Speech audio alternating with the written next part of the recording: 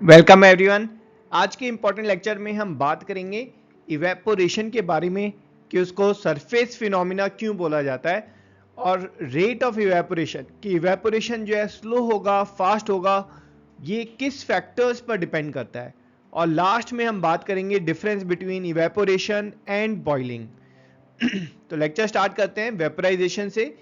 तो जब भी आपका जो है लिक्विड जो है it converts into gaseous state, then this process is called as vaporization, liquid converting into gas।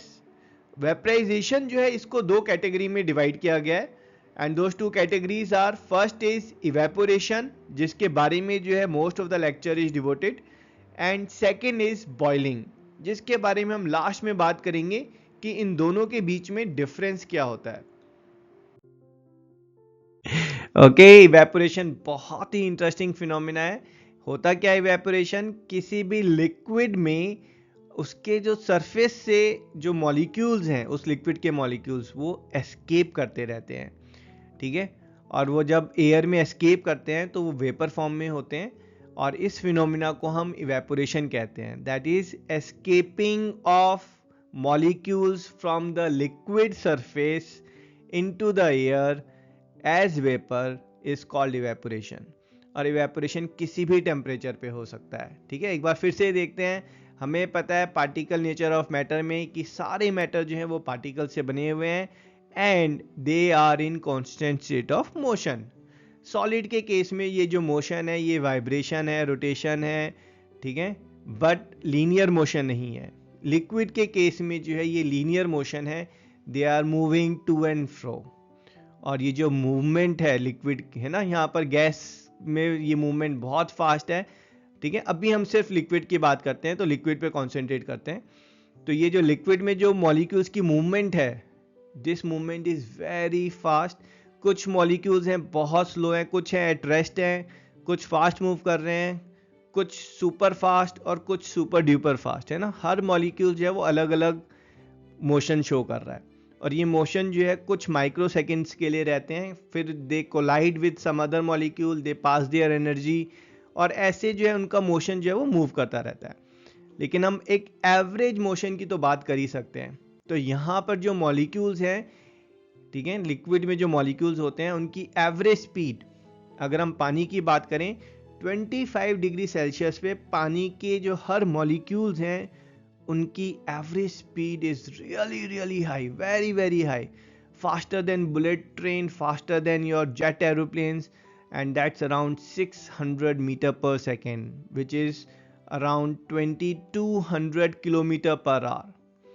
ये जो ग्राफ है ये डिपिक्ट कर रहा है कि कितना फ्रैक्शन ऑफ मॉलिक्यूल्स जो है वो कितनी स्पीड है उनकी, ठीक है। 10% of the molecules they are having maybe about 250 metre per second of speed, है ना। This is what it shows, ठीक है। तो आपका यहाँ पर जो एवरेज स्पीड है इन मॉलिक्यूल्स की that is around 600 metre per second.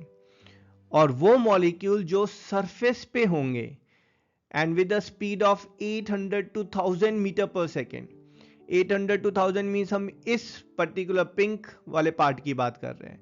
अब ये सोचिए, ये जो पिंक फ्रैक्शन है that forms hardly 10% of all the molecules, और इन 10% में से भी जो मॉलिक्यूल सरफेस पे होंगे और उनकी स्पीड 800 से 1000 मीटर पर सेकेंड या उससे ज्यादा होगी, ठीक है, दे will escape into the air. तो यहां पर ये मॉलिक्यूल्स जिनकी स्पीड 800 मीटर पर सेकेंड से ज्यादा है और सरफेस पे हैं वो हवा में एस्केप करते रहते हैं। और ये जो फिनोमिना है जहां पर मॉलिक्यूल्स हवा में एस्केप कर रहे हैं, this phenomena is what we call as evaporation। okay, ये जो evaporation का फिनोमिना है जहां पर मॉलिक्यूल्स जिनके पास ज्यादा एनर्जी है, ज्यादा स्पीड है और जो सरफेस पे हैं और वो लिक्विड से एस्केप आउट कर रहे हैं, तो ये जो फिनोमिना है इसका जो रेट है, मतलब कितना ज्यादा फास्ट या स्लो इवेपोरेशन होगा, that depends upon mainly 6 factors, जिसमें से पहला फैक्टर है टेम्परेचर। तो टेम्परेचर का मतलब है जब आप जो है किसी भी लिक्विड को हीट एनर्जी प्रोवाइड कर रहे हैं तो उसका टेम्परेचर जो है वो राइज करेगा। तो टेम्परेचर इंक्रीज करने का मतलब है ज्यादा हीट एनर्जी, ज़्यादा हीट एनर्जी का मतलब है कि हर मॉलिक्यूल के पास ज़्यादा एनर्जी। हर मॉलिक्यूल के पास ज़्यादा एनर्जी का मतलब है कि हर मॉलिक्यूल की जो एवरेज स्पीड है, सारे मॉलिक्यूल्स की जो एवरेज स्पीड है वो ज़्यादा होगी। तो बेसिकली अगर आप ग्राफ देखेंगे तो ग्राफ में यहाँ पर हीट करने से पहले ये जो ब्लू ग्राफ है ना, ये आपका जो है मॉलिक्यूल्स की एनर्जी को डिपिक्ट कर रहा था, जहां पर जो एवरेज एनर्जी है that was somewhere lying here.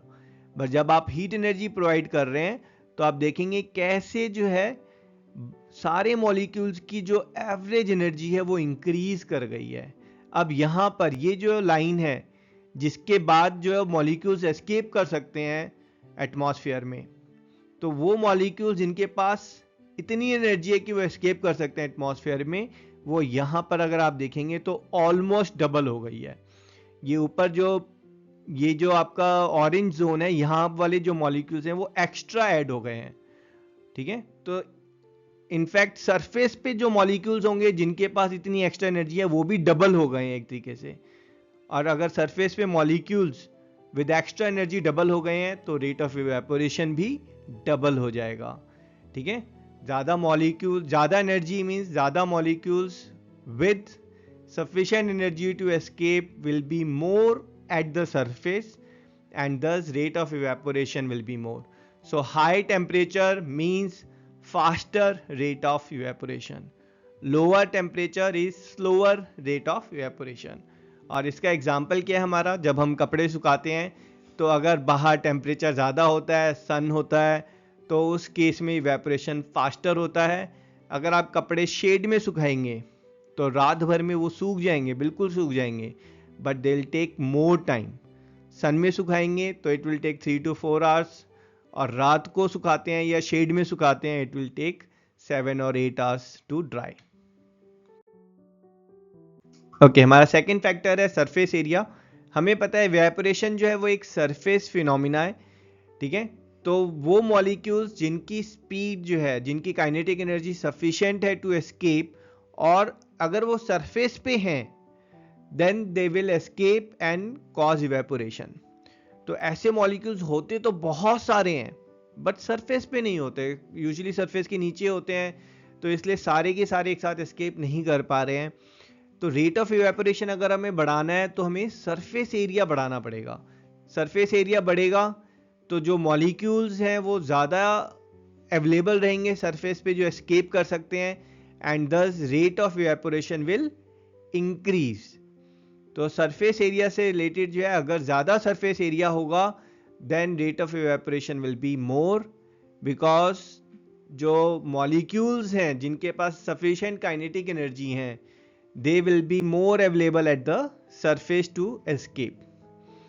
तो आप अगर बात करेंगे, एग्जांपल अगर हम लेंगे, लेट्स से टी की अगर हम बात करते हैं, टी कप एंड जो सॉसर है, ठीक है, तो ये जो है आपका जो टी कप है उसमें सरफेस एरिया जो है अगर आप देखेंगे बहुत कम है, और सॉसर पैन में सरफेस एरिया ज़्यादा है। तो चाय कहाँ पर ज़्यादा जल्दी ठंडी होगी? Of course in the saucer pan it will get cooled faster, क्योंकि वहाँ पे इवेपोरेशन फास्टर हो रहा है, एंड इट विल, जो मॉलिक्यूल्स हैं विद हाई काइनेटिक एनर्जी वो ज़्यादा एस्केप आउट हो रहे हैं।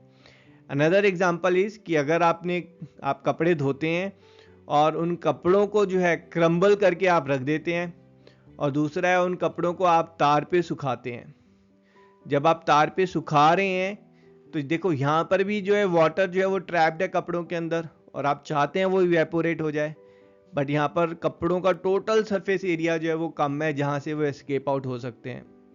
और जब आपने तार पे सुखाया है तो जो एरिया एक्सपोज कर रहे हैं, जो एयर के साथ इन कांटेक्ट है एरिया, वो एरिया इंक्रीज कर गया है, तो मॉलिक्यूल्स जो हैं वो जल्दी एस्केप आउट कर सकते हैं, and evaporation will be faster when you put the clothes on a cloth line.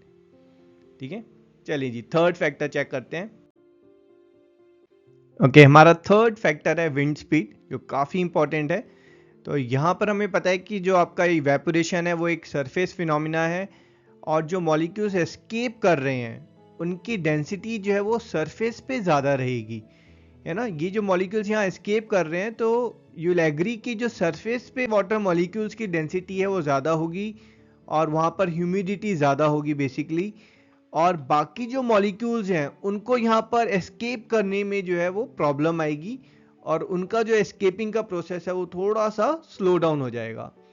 और जब विंड होगी यहाँ पर, है ना, हवा चल रही होगी, तो हवा जो है इन मॉलिक्यूल्स को कैरी कर जाएगी, और ये जो मॉलिक्यूल जब कैरी अवे हो जाएंगे तो ऊपर में जो एयर है वो रिलेटिवली थोड़ा सा ड्राई होगी, एंड इवेपोरेशन जो है वो नॉर्मल प्रोसेस में प्रोसीड करेगा। तो विंड जो है it helps to carry away the humidity from the top of the surface, और उस वजह से जो इवेपोरेशन है वो नॉर्मल पेस पे जो है इट कीप्स ऑन प्रोसीडिंग। तो हम बोल सकते हैं यहाँ पर कि अगर हमारी विंड स्पीड ज़्यादा होगी तो रेट ऑफ इवेपोरेशन उतना ही ज़्यादा होगा। और यहाँ पर अगर हम एग्जांपल लेंगे तो जो आपका क्लोथ्स जो है, अगर विंडी डे होता है, ठीक है ना, ड्राई लेकिन विंडी डे है, तो उस दिन जो है क्लोथ्स जो है वो ज़्यादा जल्दी सूखते हैं रेदर देन जब हवा नहीं चल रही होती। तो कहने का मतलब ये है कि इट्स सनी और आपने कपड़े सुखा रखे हैं, और दूसरा it's Sunny and slight windy and bridge is blowing, तो सेकंड केस में जो है आपके जो क्लोथ्स हैं वो जल्दी सूखेंगे क्योंकि रेट ऑफ इवेपोरेशन ज़्यादा होगा। चलें जी, फोर्थ फैक्टर डिस्कस करते हैं। ओके, फोर्थ फैक्टर भी बहुत इंपॉर्टेंट है, दैट्स ह्यूमिडिटी, कि पानी जो है, वाटर वेपर कितना अवेलेबल है एयर में, है ना, हवा में नमी कितनी है। और ये जो ह्यूमिडिटी है यूजुअली हम रिलेटिव ह्यूमिडिटी के फॉर्म में इसको मेजर करते हैं। रिलेटिव ह्यूमिडिटी का मतलब होता है आपका कि हवा जो है वो कितना पानी होल्ड कर सकता था और उसके कंपैरेटिवली अभी जो है उसमें कितना पानी है। तो कहने का मतलब यह है कि अगर जो है लेट्स से हवा जो है वो 100 ग्राम वाटर वेपर होल्ड कर सकता है और अभी जो है उसके अंदर 95 ग्राम वाटर वेपर ऑलरेडी है, तो रिलेटिव ह्यूमिडिटी को हम बोलेंगे 95%, जो बहुत हाई है। क्योंकि अगर रिलेटिव ह्यूमिडिटी 100% हो गई तो हवा जो है वाटर वेपर और होल्ड ही नहीं कर सकती है, तो आपके जो मॉलिक्यूल्स हैं वो वाटर सरफेस से जो है वो एस्केप आउट नहीं करेंगे, मतलब एस्केप करेंगे बट साथ में जो है ऊपर हवा में जो दूसरे मॉलिक्यूल्स हैं उनसे वो टकराएंगे, तो वहाँ पर कंडेंसेशन भी साथ में होता रहेगा। तो इवेपोरेशन जो है वो रिलेटिवली ज़ीरो हो जाएगा अगर ह्यूमिडिटी जो है वो सुपर हाई है। ठीक है, अगर हम ह्यूमिडिटी को लेट्स से बहुत हाई में 95% ले रहे हैं, तो इसका मतलब है हवा में सिर्फ और सिर्फ 5% कैपेसिटी रह गई है और वाटर वेपर्स को एडजस्ट करने की, तो इवेपोरेशन बहुत स्लो होगा। और अगर रिलेटिव ह्यूमिडिटी जो है लेट्स से 30% है, तो उस केस में जो है अभी हवा में जो है 70% एम्प्टीनेस है for water vapours to adjust. ठीक है, ये पानी में नमक घोलने की तरह है ना, पानी में जो है आपका एक गिलास पानी में लेट्स से 3 चम्मच नमक घुल सकता है, उससे ज़्यादा घुलेगा ही नहीं। और अगर पानी में ऑलरेडी जो है आपका 2.5 स्पून सॉल्ट है, तो फिर और सॉल्ट उसके अंदर डिसॉल्व करने में बहुत मेहनत लगेगी, है ना, वो इजीली डिसॉल्व नहीं होगा। Same goes with relative humidity. अगर रिलेटिव ह्यूमिडिटी बहुत हाई होती है then your rate of evaporation is slow. ज़्यादा ह्यूमिडिटी का मतलब है स्लो रेट ऑफ इवेपोरेशन। और एग्जाम्पल अगर हम यहाँ पर लेंगे तो जो आपका लेट्स से अगर हम मुंबई की गर्मी की बात करें, है ना, मुंबई में जो है अगर इट्स रेनिंग, तो रेनिंग में जो हम बोलते हैं ना चिपचिपाहट वाली गर्मी है।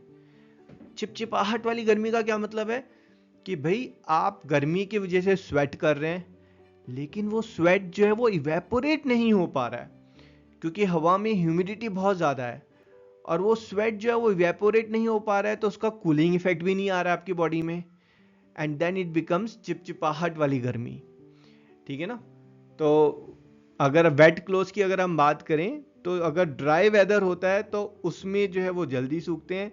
अगर बारिश हुई है और उसके बाद धूप निकली है तो उसमें जो है कपड़े सूखने में टाइम लगेगा, क्योंकि बारिश की वजह से ह्यूमिडिटी हाई हो गई है और हाई ह्यूमिडिटी में रेट ऑफ इवेपोरेशन स्लो होता है। चलें जी, फिफ्थ फैक्टर देखते हैं। Okay, fifth factor is nature of liquid, that is physical and chemical properties of liquid। और यहाँ पर मेनली हम 3 प्रॉपर्टीज की बात करते हैं। पहली प्रॉपर्टी है कि लिक्विड जो है वो कितना वोलेटाइल है, वोलेटाइल का मतलब है वो कितनी ईजिली जो है वो इवेपोरेट हो जाता है। अगर हम बात करेंगे कुछ पर्टिकुलर लिक्विड जैसे पेट्रोल, एसीटोन, इन सब में इंटरमॉलिक्यूलर फोर्स जो है बहुत वीक होता है और इनके जो मॉलिक्यूल्स हैं वो हवा में फटाफट इवेपोरेट हो जाते हैं, इंक्लूडिंग परफ्यूम, है ना। तो जैसे नेल पॉलिश रिमूवर है, इसमें एसीटोन होता है, अगर आपने ये डब्बी खुली छोड़ दी तो 5 मिनट में सारा का सारा नेल पॉलिश रिमूवर जो है वो इवेपोरेट हो जाएगा, ठीक है, क्योंकि ये लिक्विड्स जो हैं बहुत हाईली वॉलेटाइल होते हैं, रेडी टू इवेपोरेट, ठीक है। और इनका हाई वॉलेटाइल होने का एक जो प्राइम रीजन होता है, इंटरमॉलिक्यूलर फोर्स वीक है और उस वजह से इनका बॉइलिंग पॉइंट जो है वो लो होता है। तो किसी भी लिक्विड का अगर बॉइलिंग पॉइंट जो है वो लो होगा then it will readily evaporate, है ना। फॉर एग्जांपल ईथर जिसका बॉइलिंग पॉइंट 34 डिग्री सेल्सियस है, भाई 34 डिग्री पे तो ये बॉइल्ड ही करना शुरू कर देगा, which is very fast phenomena comparative to evaporation. तो उससे कम में जो है evaporate, let's say if it's 30 degree celsius it will evaporate and relatively faster than water. And third is intermolecular force. हाँ जी, आई एग्री, ये तीनों पॉइंट आपस में लिंक्ड हैं बट ये सेपरेट फिजिकल प्रॉपर्टी में काउंट होते हैं, इसलिए हम इनको अलग अलग ले रहे हैं, है ना। अगर इंटरमॉलिक्यूलर फोर्स वीक होगा तो लिक्विड वॉलेटाइल भी होंगे और उनका बॉइलिंग पॉइंट कम भी होगा, ठीक है। बट ये मेनली जो है, अगर हम वाटर की बात करें, वाटर मॉलिक्यूल्स के बीच में हाइड्रोजन बॉन्ड होता है जिस वजह से उनका इवेपोरेशन रेट जो है वो रिलेटिवली मॉडरेट होता है, it's not low, it's not high. तो नेचर ऑफ लिक्विड में अगर हम बात करेंगे तो लिक्विड अगर ज़्यादा वॉलेटाइल है, उसका बॉइलिंग पॉइंट कम है, तो इवेपोरेशन जो है वो फास्ट होगा। And last 6 factor is pressure. Okay, last one is atmospheric pressure. हमें पता है atmospheric pressure is the pressure exerted by air molecules in the atmosphere on the liquid surface. भाई अगर प्रेशर ज़्यादा होगा तो लिक्विड सरफेस से जो मॉलिक्यूल्स हैं उनको एस्केप करने में उतनी ही ज़्यादा परेशानी आएगी, तो आपका इवेपोरेशन का जो रेट है वो उतना ही स्लो डाउन हो जाएगा, ठीक है। इन इवेपोरेशन के साथ साथ जो बॉइलिंग है वो भी स्लो डाउन हो जाएगी, ठीक है। जो आपका अगर दिल्ली में जो है ना पानी जो है अगर वो 100 डिग्री सेल्सियस पे बॉइल्ड करता है, तो जैसे जैसे अगर आप हिली एरियाज में जाएंगे वहाँ पर एटमॉस्फेरिक प्रेशर कम होता जाएगा। प्रेशर कम हो रहा है तो रेट ऑफ इवेपोरेशन जो है वो फास्टर होगा और बॉइलिंग भी जल्दी होगी। अब बॉइलिंग जल्दी का क्या मतलब है कि बॉइलिंग 100 डिग्री सेल्सियस पे ना होकर it will start boiling at 90 degree celsius only. मतलब आपने गैस पे पानी रखा, दोनों दिल्ली और शिमला में साथ साथ में, और पानी जो है वो शिमला में जो है वो जल्दी बॉइल्ड होने लगा और दिल्ली में लेट हो रहा है। क्यों? क्योंकि शिमला में 90 डिग्री पहुंचते ही वो पानी जो है बॉइल्ड हो रहा है। तो इनफैक्ट ये एक नेगेटिव बात हो गई। क्यों? क्योंकि पानी का टेम्परेचर 90 से ज़्यादा ही नहीं जा पा रहा है। तो शिमला में अगर आप कुकिंग करते हैं तो सब्जी वब्जी जो गलने में जो टाइम लगेगा 90 डिग्री सेल्सियस पानी में गलने में ज़्यादा टाइम लगेगा। इसलिए हिली एरियाज में मोस्टली जो कुकिंग है वो प्रेशर कुकर में की जाती है, ठीक है। तो बेसिकली हाँ, यहाँ पर हमें क्या मिल रहा है कि हिली एरिया अगर आपका प्रेशर कम होता है तो इवेपोरेशन फास्टर होता है और बॉइलिंग पॉइंट जो है वो रिड्यूस होता है। इनफैक्ट अगर आप एक वैक्यूम क्रिएट कर पाते हैं तो वैक्यूम क्रिएट करने पर जो पानी है उसका जो बॉइलिंग पॉइंट है it can reduce down to 0.01 degree Celsius.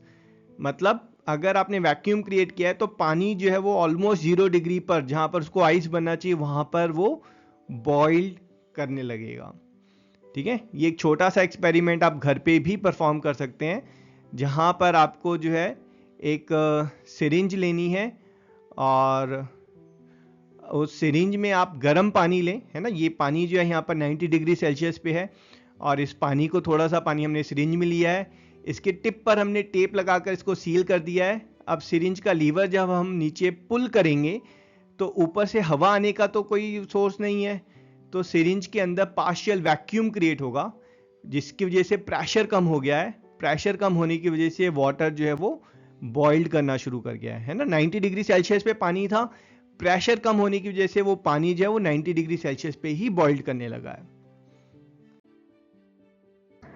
चलिए जी, इवेपोरेशन और बॉइलिंग के बीच में डिफरेंस की बात करते हैं। दोनों ही वेपराइजेशन के फिनोमिना हैं जहां पर लिक्विड गैस में कन्वर्ट हो रहा है, बट दोनों प्रोसेस जो है वो टोटली डिफरेंट है। जब हम इवेपोरेशन की बात करते हैं तो इवेपोरेशन जो है वो किसी भी टेम्परेचर पर अकर हो सकता है, from 0 degree to 100 degree, but boiling जो है वो सिर्फ और सिर्फ बॉइलिंग पॉइंट पर ही अकर हो सकता है, that is eight fix temperature. ठीक है, जो इवेपोरेशन है वो किसी भी टेम्परेचर पर होता है और इसके लिए आपको हीट एनर्जी की रिक्वायरमेंट नहीं है। ये एक नेचुरल प्रोसेस है जो अपने आप होता है, आप एक्सटर्नल हीट प्रोवाइड नहीं कर रहे हैं। और बॉइलिंग जो है वो एक नेचुरल प्रोसेस नहीं है, यहां पर continuous external heat is required. ठीक है, आपको एक एक्सटर्नल सोर्स से जो है कॉन्टिन्यूअसली हीट प्रोवाइड करनी पड़ेगी। जब हम इवेपोरेशन की बात करते हैं तो ये एक स्लो प्रोसेस है। ठीक है, it takes time for surface to evaporate. कितना टाइम लगेगा, that depends upon the 6 factors on rate of evaporation. और बॉइलिंग की बात करेंगे तो बॉइलिंग जो है ये एक फास्टर प्रोसेस है, जहां पर जो है कॉन्टिन्यूअस जो है आपका लिक्विड फॉर्म से गैसियस फॉर्म में कन्वर्जन हो रहा है। इवेपोरेशन जो है ये आपका सरफेस फिनोमिना है जो सिर्फ और सिर्फ सरफेस पे होता है।